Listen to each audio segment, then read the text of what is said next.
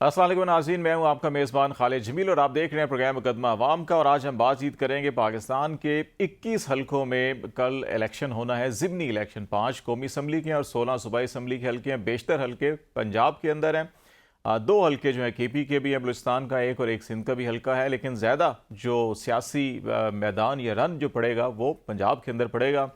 लेकिन एक बार फिर जो है कि इलेक्शन के मौके के ऊपर इस किस्म की इतलात भी आ रही हैं और इंटरनेट सर्विस प्रोवाइडर कंपनी ने मैसेजेस करना शुरू कर दिए हैं कि सबमरीन में जो केबल है, ज़ेर समंदर केबल के अंदर कोई मेंटेनेंस का काम जो है कि ऐन वक्त पे आ पड़ा है। इसकी वजह से मुल्क भर के अंदर जो है इंटरनेट मोबाइल सर्विस जो है वो डाउनग्रेड हो सकती है। ये हर इलेक्शन के ऊपर ऐसा क्यों होता है और फिर इस इलेक्शन के नताइज जो हैं वो सियासी माहौल को कैसे आगे लेके चलेंगे, इस हवाले से हम बातचीत करेंगे। शोएब शाहीन साहब प्रोग्राम के इस हिस्से में ज्वाइन कर रहे हैं, पाकिस्तान तहरीक इंसाफ के सीनियर रहनुमा हैं और इस्लामाबाद से इलेक्शन भी लड़े थे। शोएब साहब बहुत शुक्रिया। ये ज़िमनी इलेक्शन आपको कितना डिफरेंट नज़र आ रहा है जो 8 फरवरी को इलेक्शन हुए थे उससे? हाँ जी, इसको जरा तस्वीर कर लें। इलेक्शन भी लड़ा था और जीता भी था। ये कहें कि डाकू बीच में वो पड़ते हैं, वो जुमला लिहाजा वो मैंने आपके लिए डाकू छोड़ दिया मुकाबला कि अभी जारी है। वो जुमला जी, आपके लिए छोड़ एक दिया कि लाख पाँच जी 1,05,000 वोट लिया है और जिसने 50,000 वोट नहीं लिया वो इस वक्त असेंबली में बैठा हुआ है। वो पक्के के डाकू का राज है आजकल, आपको वो पता है। इसीलिए मैंने कहा ना कि और 8 फरवरी और इसके अंदर कितना आपको फ़र्क नज़र आएगा अभी। देखें, जो बाजोड़ में वहाँ के लोगों ने, रिटर्निंग ऑफिसर्स के स्टाफ ने और उन लोगों ने जो खत लिखा है, जिस तरह ISI उसमें इन्वॉल्व हो रही है, खत लिखा है बाकायदा ऑफिशियली, इससे बढ़कर और क्या हम मतलब इस पे कमेंट करेंगे। दूसरा जो कल आपने वो देखी जो चल रही थी, जनाब कहा गया कि प्रिजाइडिंग ऑफिसर्स ने फॉर्म 45 खाली दस्तखत करके हमें दे दें लाहौर में। तो इसके बाद फिर तीसरा वाकया, ये जो मोबाइल और नेट दोबारा बंद कर रहे हैं। देखें, लॉ में लिखा हुआ है ये इलेक्शन एक्ट के अंदर कि जो ही प्रिजाइडिंग ऑफिसर्स अपना कंक्लूड करेगा पोलिंग का नतीजा, वो साथ ही स्नैपशॉट लेगा, फोटो लेगा अपने उस फॉर्म 45 की, और इमीडिएटली वो जो EMS सिस्टम है जिसको इलेक्शन मैनेजमेंट सिस्टम कहते हैं इलेक्शन ऑफिस का, ये लॉ कहता है, उसमें फौरी तौर पर भेज देगा। फौरी तौर पर वो, उसका फायदा ये होगा कि वो इवन नेट काम ना भी करता हो तब भी वो फंक्शनल होता है। उसका फायदा क्या होना है कि वो उसमें अंदर मैनिपुलेशन नहीं हो सकती। अब इन्होंने सारी मैनिपुलेशन करने का तरीका वारदात अडॉप्ट कर रखा है और ये इस वक्त सबका कंसेंसस है कि तमाम सीटें हम जीत रहे हैं, PTI जीत रही है। मगर बेईमानों का, डाकुओं का मुकाबला किस तरह होता है? क्या वही तरीका वारदात अडॉप्ट करेंगे जो 8 को तो नहीं, खैर 9 को जो इन्होंने अडॉप्ट किया था, या ये उससे मुख्तलिफ तरीका अडॉप्ट करते हैं? ये वक्त बताएगा, ये कल पता चलेगा। अच्छा, आपकी स्ट्रेटजी क्या होगी? क्योंकि लास्ट टाइम भी जो इब्तदाई तौर फॉर्म 45 तो आपको मिल गए थे, लेकिन 47 के अंदर जाके सारा मसला पैदा हुआ। तो आप कल क्या एक्सपेक्ट कर रहे हैं? अगर कुछ हलकों के अंदर फॉर्म 45 मुबैना तौर के ऊपर अगर दस्तखत करके दे भी दिए हैं, तैयार तो पोलिंग स्टेशन पे होना है ना, वहाँ तो एजेंट होंगे, आपके नहीं होंगे, दूसरी सियासी जमातों के भी होंगे, तो वो कैसे इंश्योर करेंगे आप? देखिए, फॉर्म 45 भी लेंगे हम, 46 भी लेंगे, लेकिन फॉर्म 47 के लिए पूरी हम जद्दोजहद करेंगे कि हमें फॉर्म 47 भी मिले और हम नतीजा हासिल करें। क्योंकि हमें पिछली दफ़ा अगर ये पता होता कि इन बेईमानों ने ये 3,000 अशखास के दस्तखत को रद्दी की टोकरी में फेंक के एक करप्ट ब्यूरोक्रेट से लिखवा के एस्टेब्लिशमेंट ने इस तरह हमारे ऊपर मुसल्लत करने हैं डाकुओं को, तो शायद हम उसका कोई तरीकाकार अडॉप्ट कर लेते। अब मेरा दफ्तर और ऑफिस तो करीब था, 20,000 आदमी के करीब मेरे दफ्तर के करीब लोग थे। हम वहाँ जश्न मना रहे थे इलेक्शन जीत के, और उन लोगों के मुखालिफिन कठपुतलियों के यहाँ सोग का आलम था, वो घरों में जाकर सो गए और फिर जो पैसे के जोर पे और एस्टेब्लिशमेंट के करते धरते वहाँ जब पहुँच गए और फिर जो उन्होंने रात की तारीकी में रिजल्ट तब्दील करने की कोशिश की, और जिस तरह 12 बजे चीफ इलेक्शन कमिश्नर किसी मखसूस जगह पे चले गए, पूरे मीडिया ने मेरा रिजल्ट दिखाया, क्योंकि मेरी कॉन्स्टिट्यूंसी अल्हम्दुलिल्लाह देहात भी है और शहर का ये वो एरिया है जहाँ प्राइम मिनिस्टर हाउस के अंदर भी पोलिंग स्टेशन था, वहाँ से भी मैं बड़ी लीड से जीता हूँ। ये सारा जहाँ आपका दफ्तर है, ये पूरा 100% जो मीडिया हाउसेस के दफातर हैं या इंटरनेशनल मीडिया था, सारा मेरा इलेक्शन कवर करता रहा।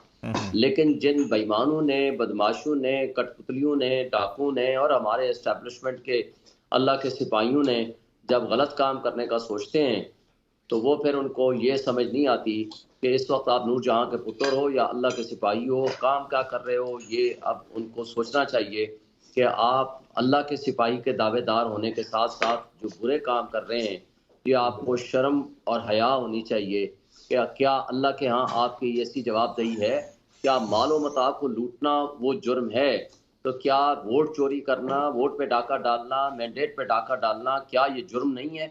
کیا آپ کو سیاست یہ جی قومی جی امانت ہوتی ہے، ڈیفینیٹلی اس کے اندر خیانت ہو رہی ہے. اچھا یہ بتائیے گا کہ بانی chairman P T I Imran Khan صاحب نے خط لکھا ہے چیف جسٹس آف پاکستان کو، اور وہ اس میں ان تمام ایشوز کا جو آپ ذکر کر رہے ہیں، انتخابات کا، انتخابی نتائج کا، اس سارے پروسیس کا، کمشنر راولپنڈی کے اسٹیٹمنٹ کا بھی وہ ذکر کر رہے ہیں، جو آپ نے پٹیشنز فائل کی ہوئی ہیں، خواہ وہ مخصوص نشستوں کی ہوں یا اس سے پہلے جو الیکشن پروسیس کی ہوں، وہ ساری کی ساری پینڈنگز پڑی ہوئی ہیں وہاں پر. تو آپ کتنی امید کرتے ہیں سپریم کورٹ سے کہ وہ ان تمام کو زیر التوا رکھنے کی بجائے جو ہے کہ وہ جلد سے جلد اس کی سماعت کریں گے، اور اس پروسیس کو کتنا صاف شفاف جو باقی رہ گیا کیا جا سکتا ہے؟ کتنے پر امید ہیں آپ؟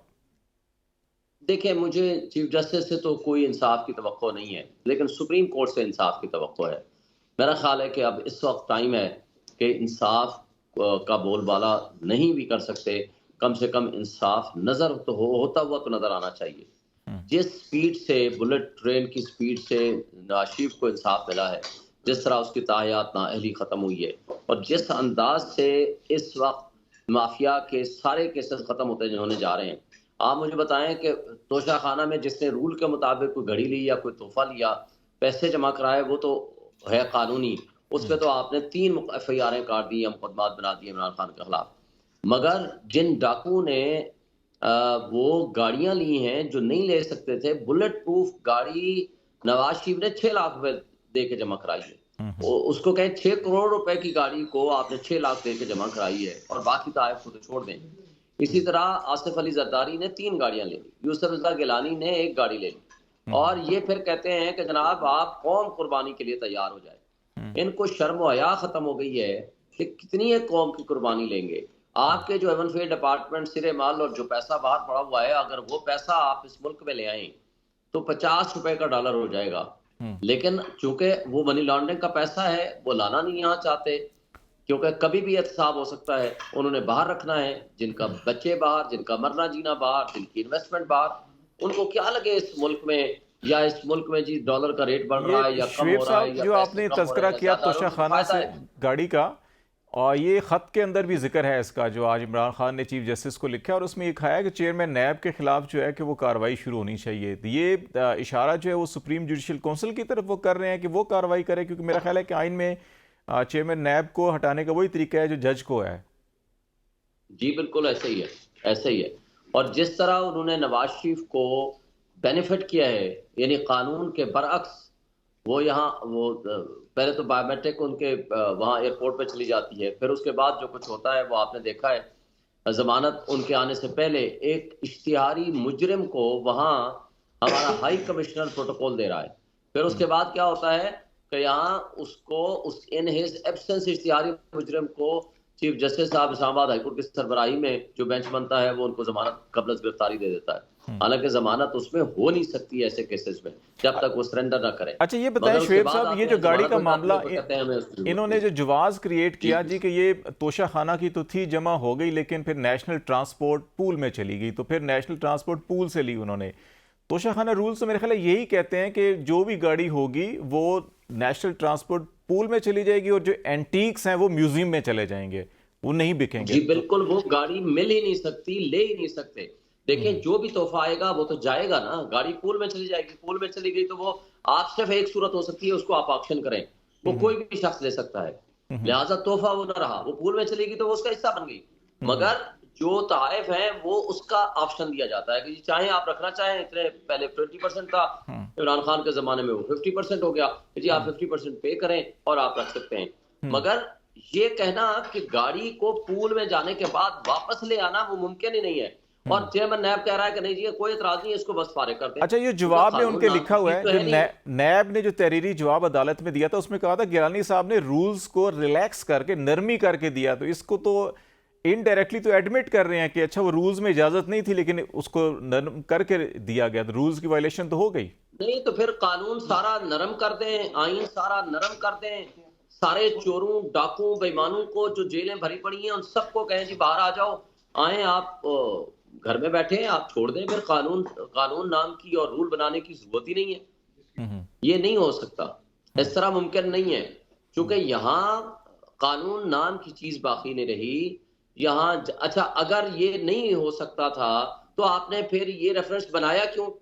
زرداری کے خلاف، اس کے خلاف، یوسف گیلانی کے خلاف اتنے عرصے سے چل رہا تھا، تو یہ ریفرنس بنانے کی وجہ بتا دیں۔ اگر آپ نے ریفرنس بنایا ہے تو اس کا مطلب ہے کہ اس کے اندر غیر قانونی حرکت ہوئی ہے۔ اگر آپ نے ریفرنس بنا کے اور اس کو آپ نے حشب کرنا ہے تو پھر مجھے آپ بتائیں تو یہ سارا ڈرامہ کرنے کی کیا وجہ تھی؟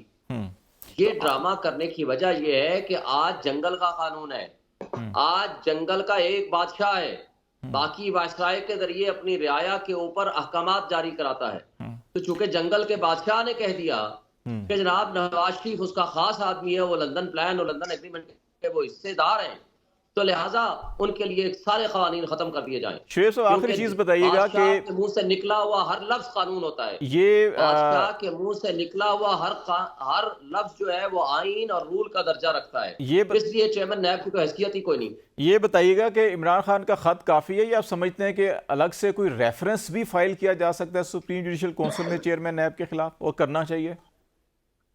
میرا تو خیال ہے کرنا چاہیے الگ سے ریفرنس بھی، کیونکہ مجھے تو چیف جسٹس پاکستان سے کوئی انصاف کی توقع نہیں ہے کہ اس خط پہ بھی کوئی وہ ایکشن لیں گے۔ اس پہ کوئی لیگل کمیونٹی بار یا ایز اے فریق پارٹی آپ کریں گے یا سمجھتے ہیں کہ اس خط کو کافی ہے؟ ابھی تو دیکھیں، ابھی تو خط دیا ہے نا، دیکھتے ہیں کہ اس پہ کیا ایکشن ہوتا ہے۔ اللہ کرے انصاف ہو، اور اگر نہیں ہوگا تو پھر اگلا آپشن آپ کی اچھی بات ہے کہ اس پہ باقاعدہ پروسیڈنگز فائل ہونی چاہیے، اور اس پہ پروسیڈنگز فائل کرنی چاہیے پی ٹی آئی کو یا جس بھی پارٹی کو جو بھی مناسب سمجھے۔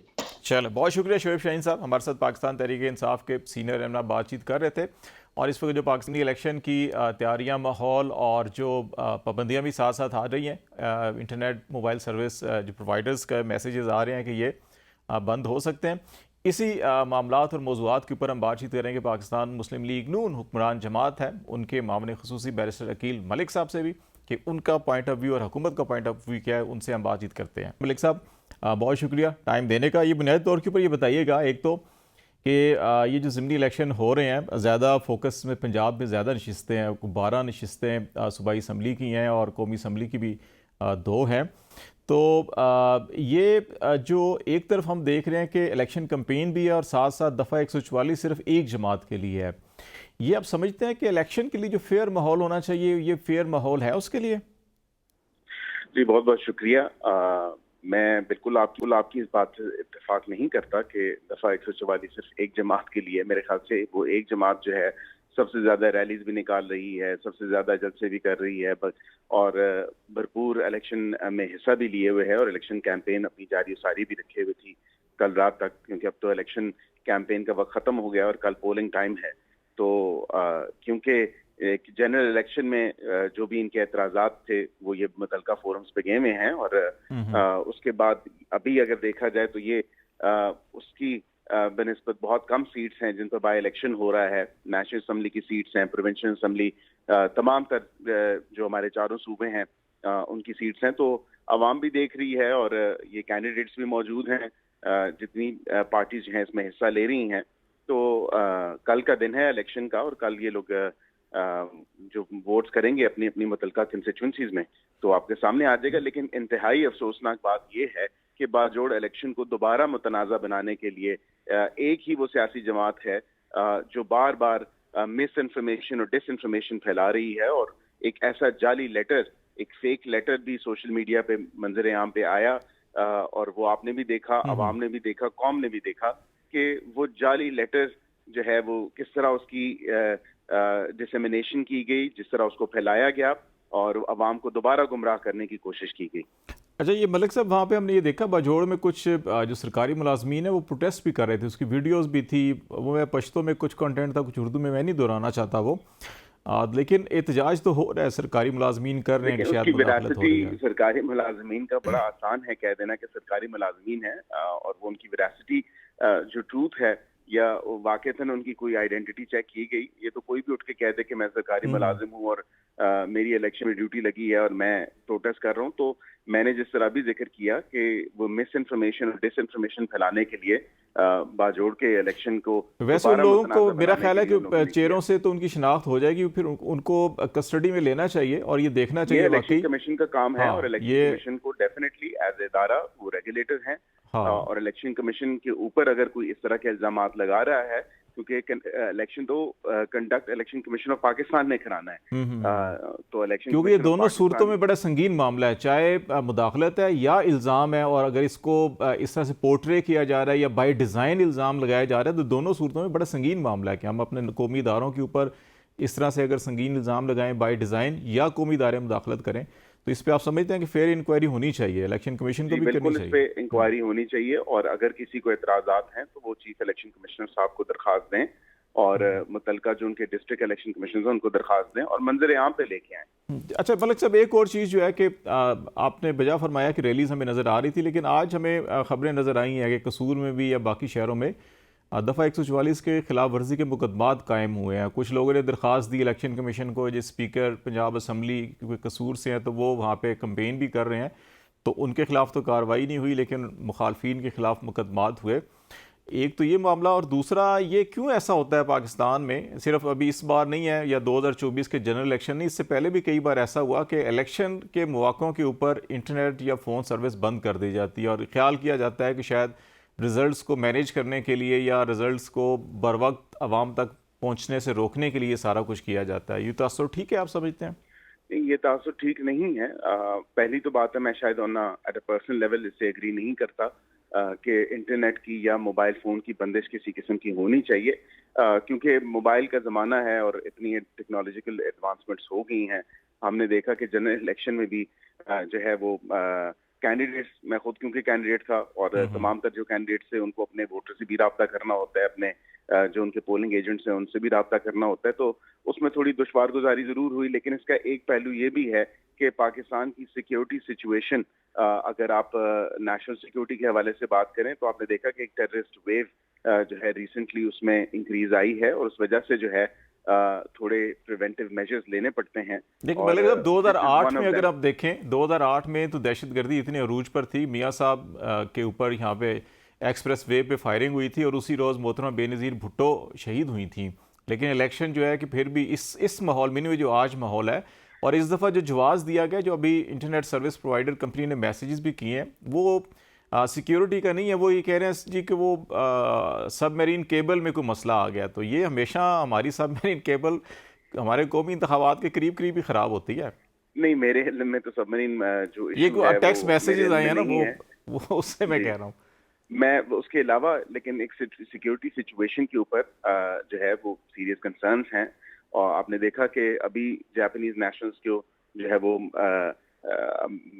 एक हमला उन पे नाकाम बनाया गया, और उसके अलावा चाइनीज नेशनल का आपको पता है बिशाम में जो हुआ, तो सिक्योरिटी सिचुएशन और आए रोज जो है एक इंसिडेंट्स इस तरह के हो जाते हैं, तो हम ऑब्वियसली हुकूमत जो है वो उस पर सीरियसली सोच रही है। और टेरर सिचुएशन आपको याद होगा कि 2013 से लेके 18 तक उसके बीच में ऑपरेशन ज़रबुल अज़्ज़, रद्दुल फसाद, ये तमाम तर चीजें, और उस टाइम भी मोबाइल की बंदिश खासी थी। लेकिन इलेक्शन के मौके पे नहीं होती थी मलिक साहब, इलेक्शन 2008 वक्तन फक्तन करते थे। टाइम पे सर मैं थोड़ा सा अगर अर्ज कर दूं कि 2008 के टाइम पे शायद जो डिजाइन था मे बी वॉरफेयर का या इस तरह के अटैक्स का, वो उसमें मोबाइल का इस्तेमाल नहीं था, या थ्रू वायरलेस कनेक्शंस वो नहीं डिवाइसेस को जो है किया करते थे इस्तेमाल उनका। तो अभी जो है क्योंकि एडवांसमेंट्स आई हैं, और वो किसी एक दहशतगर्द का उस जगह पे मौजूद होना जरूरी नहीं, वो उसको थ्रू इंटरनेट और थ्रू सिग्नल्स जो हैं वो भी इस्तेमाल उसका आपने देखा कि हो जाते हैं, मोबाइल बॉम्ब्स वगैरह। तो उस चीज को कर्व करने के लिए है, इलेक्शन के लिए تو میں نہیں سمجھتا کہ یہ موبائل کی کوئی بندش ہے یا انٹرنیٹ کی کوئی بندش ہے۔ اچھا، آخری چیز آپ سے پوچھنا چاہوں گا کہ یہ پنجاب میں بیشتر وہ نشستیں ہیں جو پی ایم ایل این نے ہی خالی کی ہیں، نیشنل اسمبلی یا صوبائی اسمبلی کی، تو اس سے بھی رزلٹ آپ کیا ایکسپیکٹ کر رہے ہیں؟ دیکھیں جی، آبویسلی اگر وہ پی ایم ایل این نے ہی ویکیٹ کی ہیں سیٹیں تو ظاہری بات ہے پی ایم ایل این وہاں سے فاتح قرار پائی ہے اور ان کے کینڈیڈیٹس وہاں سے فاتح قرار پائے ہیں۔ میں نہیں سمجھتا کہ 2 ماہ میں کوئی ایسی چینجنگ آ گئی ہے کہ اس میں کوئی ریزلٹس ڈراسٹکلی چینج ہوں گے۔ کینڈیڈیٹس کا بھی بہت زیادہ چیز میٹر کرتی ہے کہ پارٹی جو اپنے کینڈیڈیٹس کو فیلڈ کرتی ہے ان کینڈیڈیٹس میں ان کی لائکنس کتنی زیادہ ہے، عوام میں ان کی کتنی پذیرائی ہے۔ اور جہاں تک باقی آپ نے بات کی تو ٹمارو ویل سی، جب لوگ جائیں گے ووٹ کرنے اور at the end of the day results آئیں گے تو انشاءاللہ جو بہتر ہوگا، جو پنجاب کے لیے، جو پاکستان کے لیے، جو ملک کے لیے بہتر ہوگا انشاءاللہ وہ آپ دیکھیں گے کہ جو کینڈیڈیٹس بہتر ہیں۔ I wish them best of luck for tomorrow, جس بھی پارٹی سے ہوں۔ بیرسٹر عقیل ملک صاحب، بہت شکریہ آپ کا۔ پاکستان مسلم لیگ نون کے اور وزیر اعظم نے خصوصی ہمارے ساتھ تھے اور اس وقت جو ضمنی الیکشن کی تیاریاں اور جو ماحول ہے اس پہ بات کر رہے تھے۔ بریک لیتے ہیں، بریک کے بعد ناظرین واپس آئیں گے تو آئی ایم ایف کے ساتھ جو پاکستان کے معاملات چل رہے ہیں، جو سٹینڈ بائی ایک نیا ہم نے قرض کے لیے اپلائی کیا ہے ابتدائی طور کے اوپر، اس کو آئی ایم ایف نے ایگری کیا ہے اور اس کے اوپر مئی میں پاکستان میں وفد آئے گا۔